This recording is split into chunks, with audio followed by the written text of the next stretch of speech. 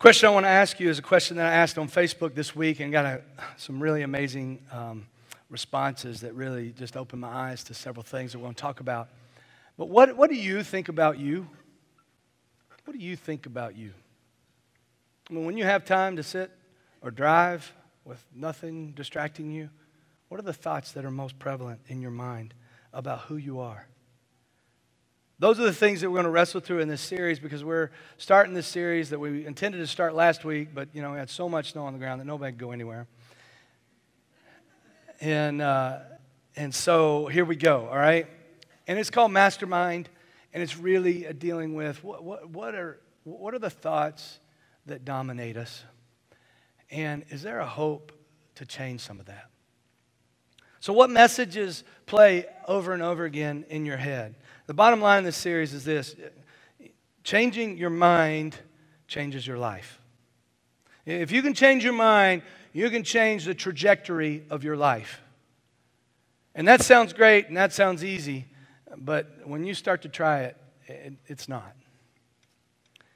And then the thing that I really want to start with is this, that, listen, what you think in the quietness of your own mind, what you think there matters way more than you think.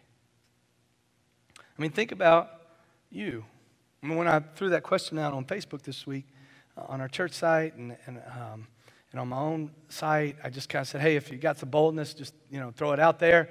But if you want to just private message me, that'd be great as well. And honestly, I was blown away by the responses I got. A couple of councilmen in Harrisburg, they responded, and it was just kind of a cool community thing that I hope we continue to build and engage there. And but the thoughts that were there kind of blew me away. Some of it you expected, but then even when you think about it, it's just like, wow, that's really hard. I don't know about you, it kind of led me to this place where I'm thinking about my own self and, what are the thoughts that I have? And I'm going to talk about some things that I have now, but this kind of goes back to, what are the thoughts I grew up with? So here goes, all right? I was the youngest of 4 kids. So my brother is the oldest, 2 sisters in between, and then there's me. And I've got great parents. Many of you know them. They're hosting our marriage retreat right now at their house. And they've done that, and they're just all in with me all the time, okay? And so nothing of this that I say is blaming anybody, okay? It just is what it is. But I'm still left with the thoughts from this. So I'm the youngest. My brother is like this uber responsible person. I mean, there's no detail that goes unchecked. Every I dotted, every T crossed. He is a music professor and all that comes along with that. He's got a PhD. His wife has a CPA, master's degree. They're college professors.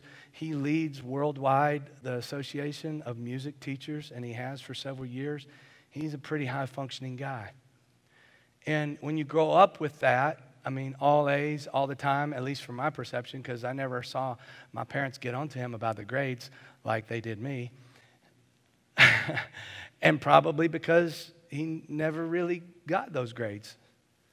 And then you come to my sister, and she's a reader, read like crazy, mature reader, like when she's in a book, you could just shout in her ear, and you just can't even get through to her. She's always been that way, and just digging and digging. And she's got a master's degree, and her husband has a master's degree, and they met in grad school, and her husband's the CFO of the year in a company in Georgia. It just keeps on. She's starting a new business and all that goes along with that. And then you got my other sister, and just in case, she's got a PhD, and she met her husband in grad school, and he has a PhD. They both have PhDs in educational technology. And so they've had these for years, and they've been kind of pioneering educational technology, which is just a crazy growing place over the last 20 years. On top of that, just in case that wasn't enough, my brother-in-law is a brigadier general. Really, he's stationed in the Pacific. He's in charge of all the Pacific Rim, stationed in Hawaii, everything, okay? And one of their kids is on the Disney Channel. I mean, it's like, you're just like, and then there's David.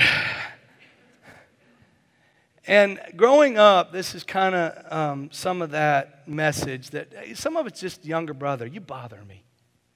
I was just get away, you know? And then as I grow up, or they grow up and I don't, they're like, you are so immature. Like, you are immature. And sometimes when I think about my thoughts, I think, you know what? I really am immature. Still immature, 47 years old. Still immature. You'll never grow up. You'll never be responsible. And ultimately, as they moved out of the house and kind of left me behind, and they're off to, college and careers and marriage and all that stuff, and I'm like, hey, I'm still a junior in high school. I got this message like, you don't matter. You don't matter. Again, it's unintentional. I mean, my parents are helping them move. I did matter. This is when I mattered. I mattered when they needed to move. I moved every one of my siblings multiple times, and they have never helped me move, not once. Why? Because they're off and, sorry, bud, hope you got some friends. But, that's the only time I mattered. Because, and my parents, they're helping them get married and planning weddings and then, careers and move and all that goes along with that. And it's not that they didn't pay attention to me. That's just the message that you don't matter. You don't matter. You're not significant. And I realized that these are messages that roll around in my head, and they define parts of my life more than they should. This matter, it even shows up. Here's where I think it shows up in me, okay? I am a sucker for the underdog. It's somebody that doesn't matter, and all of a sudden, they matter. All of a sudden, they're a threat. All of a sudden, they're dangerous. It matters how I select the teams that I root for. I remember in the 70s and 80s, I started to attach to Houston. I don't know why. I've never been to Houston. Never even been to Texas. But I collected little cards, and I had an Earl Campbell card, Houston Oilers. And they are the consummate underdog franchise. And don't laugh. That's a snide laugh. Steeler fan, probably. So, it's just, but they are, they're like kind of good, kind of matter, then, no, don't matter. And that's who I've always pulled for.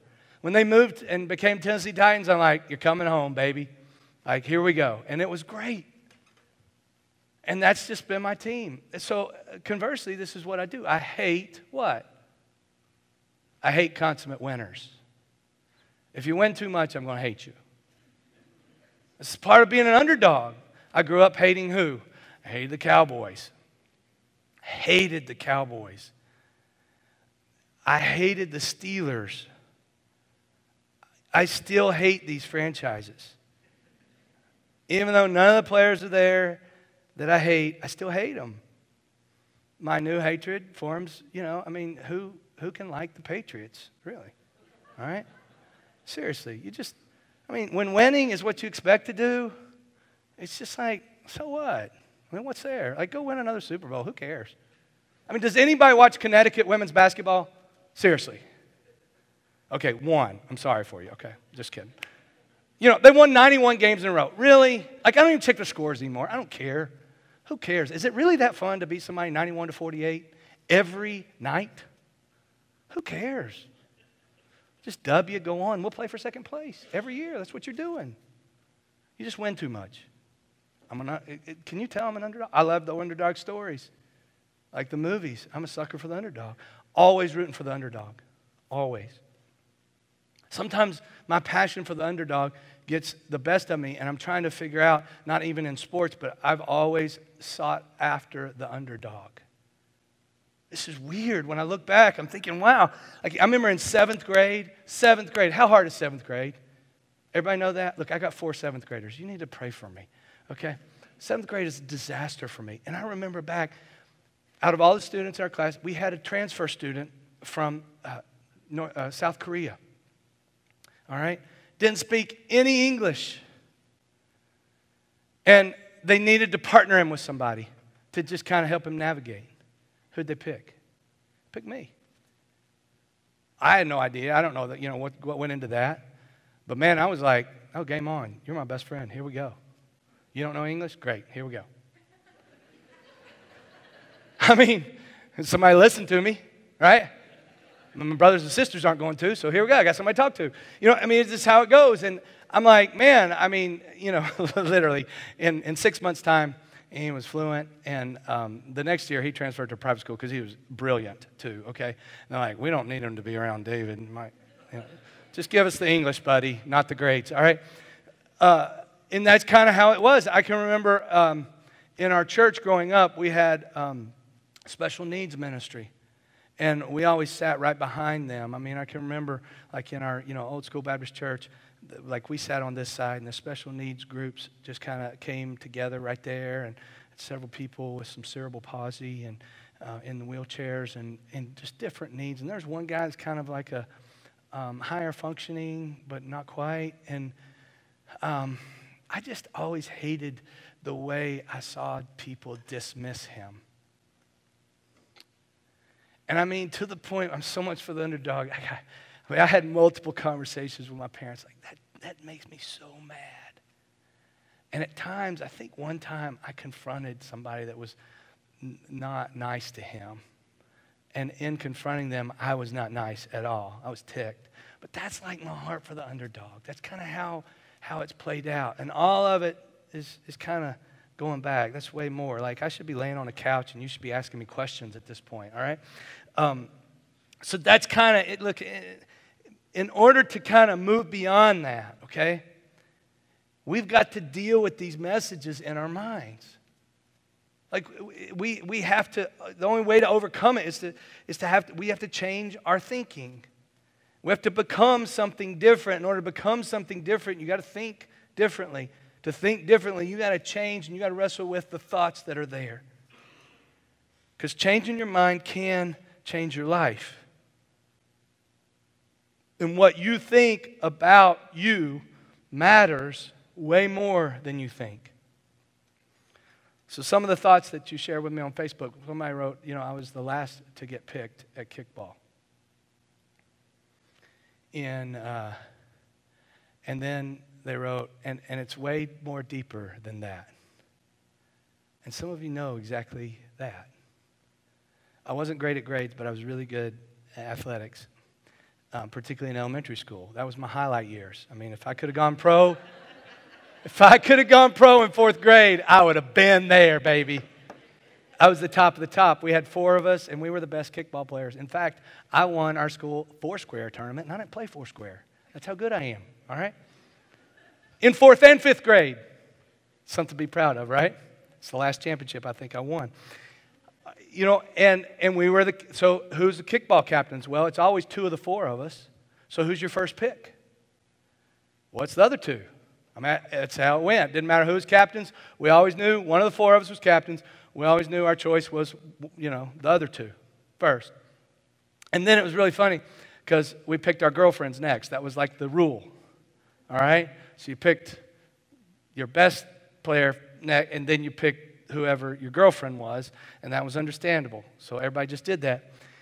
And then I remember, then when you go, select, top down, here we go. And I remember that bothering me one time, and I was like, guys, let's add a pick. Like, we literally had this conversation before us. Let's add a pick. And so our first pick is obviously going to be each other. Our second pick is obviously going to be our girlfriends because that's really important, apparently. And the third pick is going to be, we're going to pick somebody that doesn't get picked. And that's what we did. And then you go on. And it's fine when everybody agrees, right? Because then you balance out the teams because you still got to win. Right? So, that's how it played out.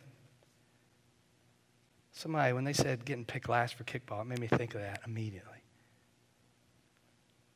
Or getting picked last for anything. Getting passed over for the job. Not feeling good enough as a spouse. All these thoughts came out.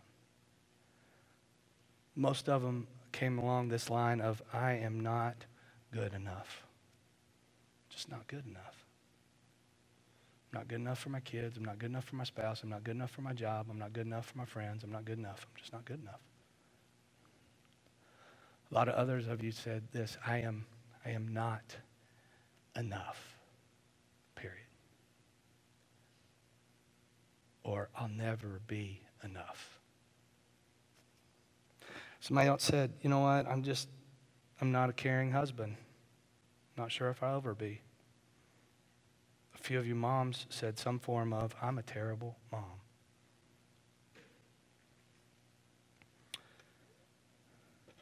Some of you said, you know what, I'm not sure if anybody's ever really going to love me. Or I'm not worth fighting for. Some others kind of said, you know, I will never get past, and they kind of fill in this blank, which is kind of like the biggest mistake of my life. I'm never going to get over that. I live with that every day. Or I'm fat. Or not even God can love me. Like those are thoughts, real thoughts. Some of them directly from you. So how do we get here? And what do we do with it? I mean, if you shared those thoughts with somebody else that's close to you, that cares about you, a lot of what you would hear back is, that's not true. That's crazy. Why do you think that way? If you shared them, you would hear that. Because they might not be true, but they are true to you. And that's what we got to deal with.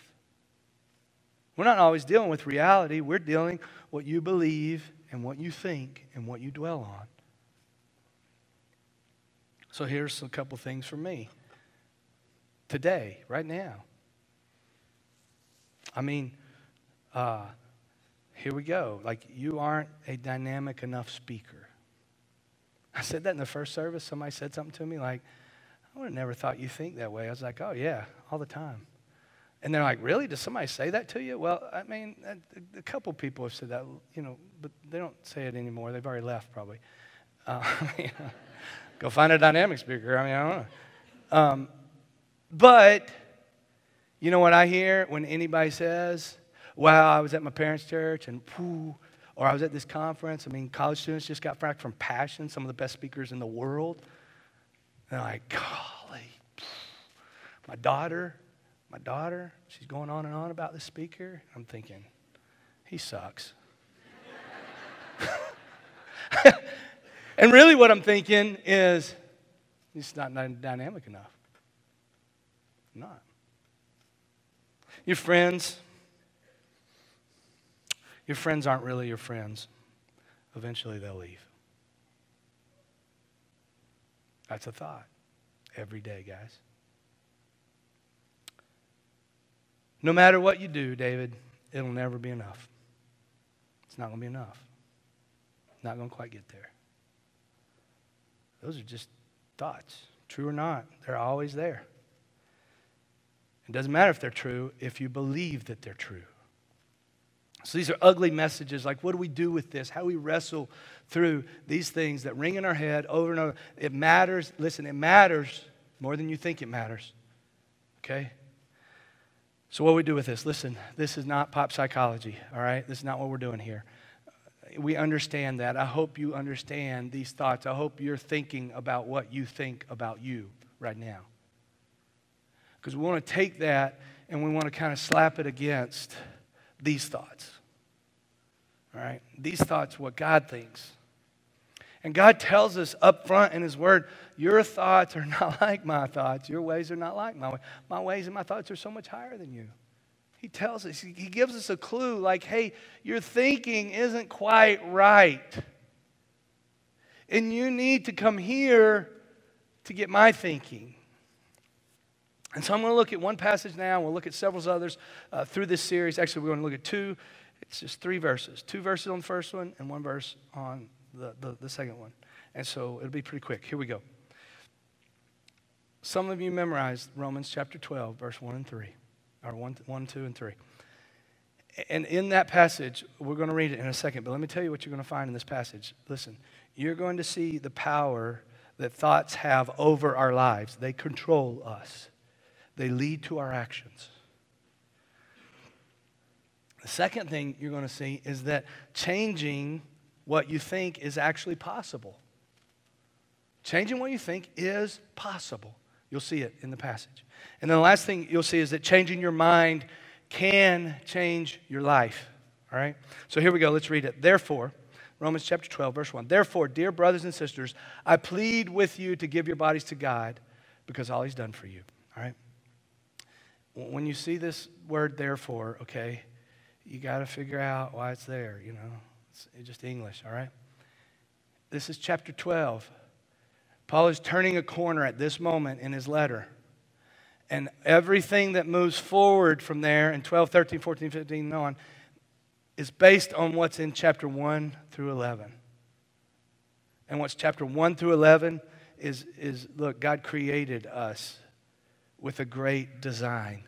And guys, we have messed that up through our own disobedience, through our own sin. We have marred it, and we have scarred ourselves beyond rescue.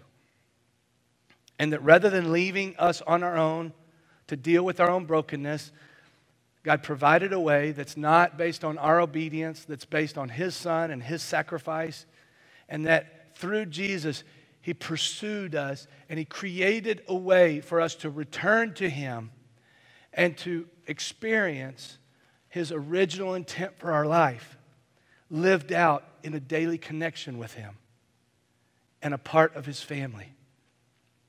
And He's done that for us, not because we've done anything, not because we've obeyed good enough. He's done that simply because He loves us and simply because He is merciful. He doesn't want to give us what we deserve.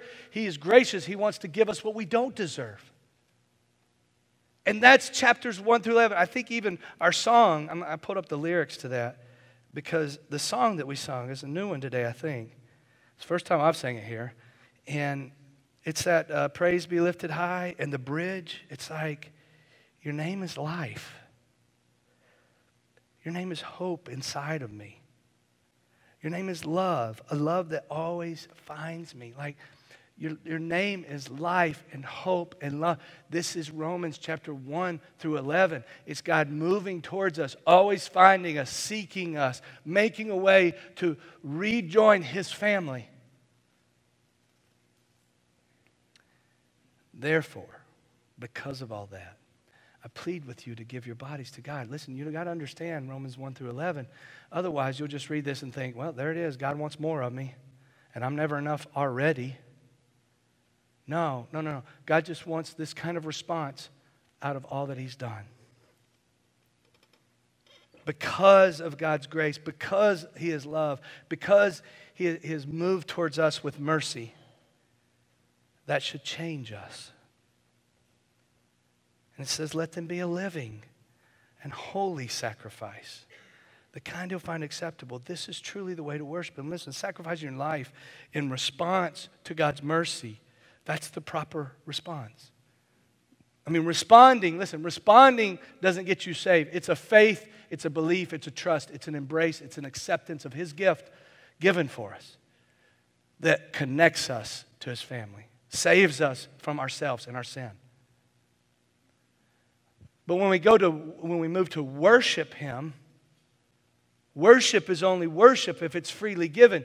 You cannot demand worship and it be true and authentic. It's impossible. You can't say, thank me, and actually get gratitude out of somebody. You can't say, praise me, and actually get worship out of somebody. That has to be an authentic choice based in a free heart. And God sets us free from ourselves, from our sin. He adopts us into His family, and we are free. And now in our freedom, He says, worship me with your life. Choose to thank me with your lives. And then He goes on and He says, don't copy the behavior and customs of this world. Listen, guys, the world thinks differently than God thinks. It just does. The world's value systems are different than God's value systems. If your values get played out in this world, you might want to reconsider that, because God's real clear about this.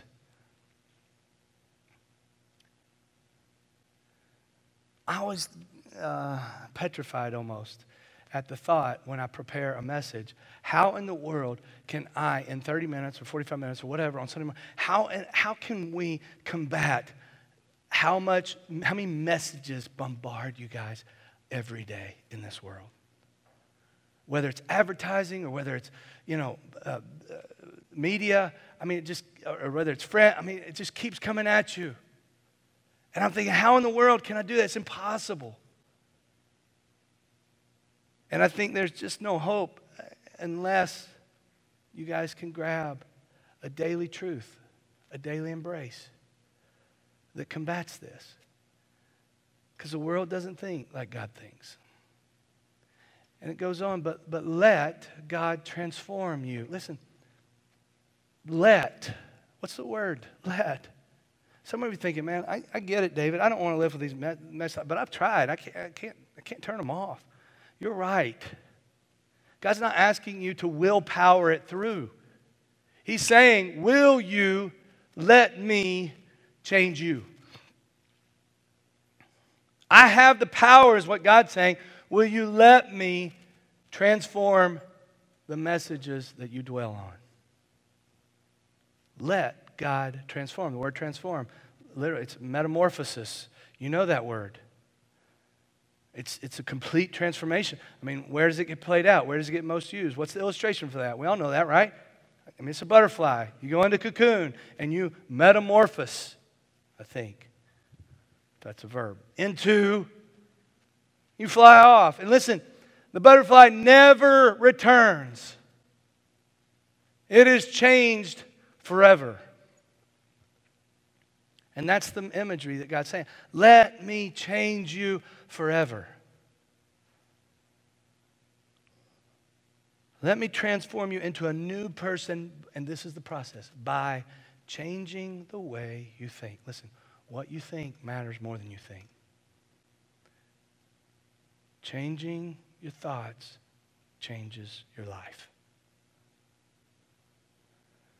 Because God wants to change the way we think. Then, this is the result. This is a great result. If we'll do that, if we'll let God transform our thinking, then we will know what God's will is for you. The number one question in the history of my ministry is, what does God have planned for me? What's some variation of that? What does God want me to do? Well, listen, this is the immediate transformation that will come is you'll know what God's will is for you. That's part of changing your thinking. And it's not going to some pastor or to some spiritual leader and say, please tell me what the plan is for my life. Well, the plan is for you to let God change your thinking. So listen, I've got to connect you not to my voice. I'm going to connect you to God, His voice, and His Spirit's work in your life. Listen, I've said, if I don't do anything else this year, this is what I am like. Every time I get to this point, I say, this is what I'm hell-bent on, but it's just not really appropriate here, right? So this is what I'm really focused on, okay? Is can I tie you every day to God's Word? Every day. And listen, we've taken every step possible to remove all the barriers for you. Here's a reading plan. Here's an audio devotion so that you can listen on your drive, on a commute, whatever, all right? It's there. And then on top of that, what I want to facilitate is all of us reading the same thing, because I know that's challenging for some of you because you're disciplined, and 3 months ago you knew what you were going to do on your devotions, but me, irresponsible, youngest child, we don't think about that until the week before, what are we going to do? This one I thought ahead on. I'm very responsible, so reward me somehow, okay? I thought, if we're going to do this, if I want to say this on January 1st, please, guys, do this.